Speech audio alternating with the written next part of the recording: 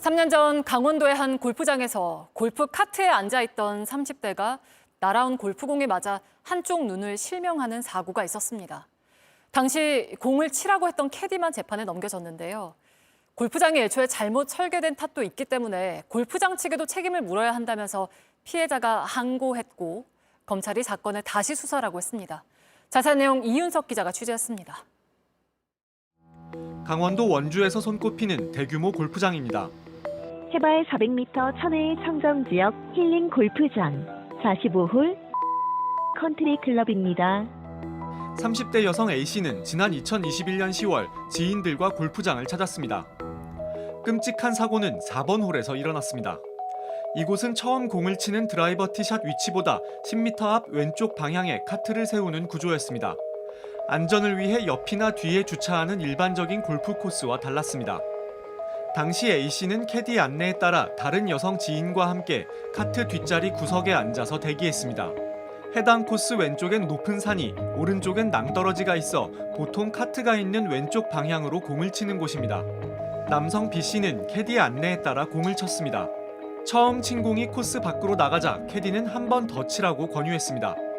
이때 친 공이 강하게 왼쪽으로 휘었고 카트 어딘가에 부딪히고 튕겨 A씨 눈에 맞았습니다. A씨는 안구 적출을 해야 할 정도로 큰 부상을 입었습니다. 사고 이후 A씨는 골프장 대표 등 경영진과 캐디 그리고 B씨를 고소했습니다. 하지만 검찰 판단은 달랐습니다. 캐디만 기소한 겁니다. B씨는 캐디 안내에 따라 공을 쳤기 때문에 잘못이 없다고 봤습니다. 골프장 경영진의 경우 캐디들에게 수시로 안전교육을 했고 해당 코스에 대해 강원도 승인을 받았다는 이유 등으로 책임을 묻기 어렵다고 판단했습니다. 최근 법원은 유일하게 기소된 캐디에 대해 금고 6개월 실형을 선고했습니다. 피해자 측은 골프장에도 책임을 물어야 한다며 서울고등검찰청 춘천지부에 항고했습니다. 처음부터 골프장 코스 설계가 잘못돼 언젠가 사고가 발생할 수밖에 없었다는 얘기입니다.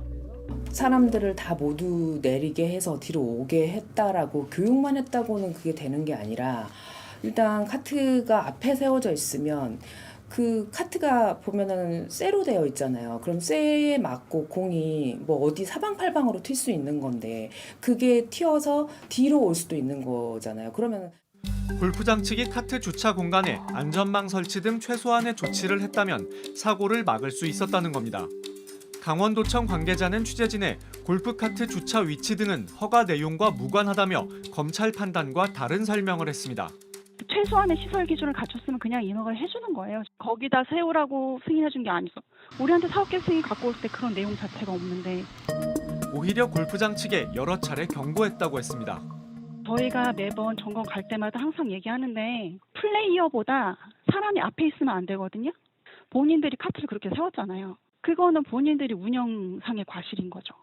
골프카트는 반드시 골프를 치는 사람 뒤에 있어야 한다는 점도 강조했습니다. 이런 사고는 아니지만 뭐 그 카트에 있던 핸드폰이 파손되거나 뭐 그런 경우들이 있는데 뭐 골프장에서 보험 처리 안 해주고 이러면 그거는 저희가 골프장에 전화를 하거든요. 고검은 현장 검증 등을 거쳐 재기 수사를 명령했습니다. 다시 수사하라는 겁니다. 골프장 측은 취재진에 코스 자체엔 문제가 없었다는 입장을 밝혀왔습니다. 기준을 맞춰가지고 설계를 해서 다 허가를 받은 거고 20년간 사고가 안 났으니까 골프장도 뭐 거기 사고 날 거라고 예측할 수는 없었던 것 같아요. 타구자가 문제란 취지의 주장도 했습니다. 왼쪽으로 과연 그렇게 칠 수 있어요? 초보자는 당겨치면 그렇게 될 수도 있죠. 이게 커서 정상적으로 날아가는 공으로는 생크가 나거나 뭐 어디 다리 쪽에 맞았을 때는 정상적인 상황에선 사고가 안 나죠. 항상 비정상적인 상황에서 사고가 나니까요. 비정상적으로 쳤을 때도 그 정도 각도로 칠 수가 있을까? 저는 그게 좀 의아스럽더라고요. 코스 자체의 문제는 아니라던 골프장 측은 사고 이후 카트를 뒤편에 주차하도록 코스를 변경했습니다. 피해자 측은 사고 이후 공사를 했다는 사실 자체가 위험성을 인정한 것이라고 지적했습니다. 평생 장애를 안고 살아가야 된다는 그런 걸로 인해서 엄청난 트라우마와 대인관계에 있어서도 장애를 겪고 있고 엄청난 트라우마로 인해서 정신과 치료를 계속 받고 있어요. 취재진은 최초 수사 검사와 타구자 측에도 여러 차례 연락을 시도했지만 답을 받지 못했습니다. JTBC 이윤석입니다.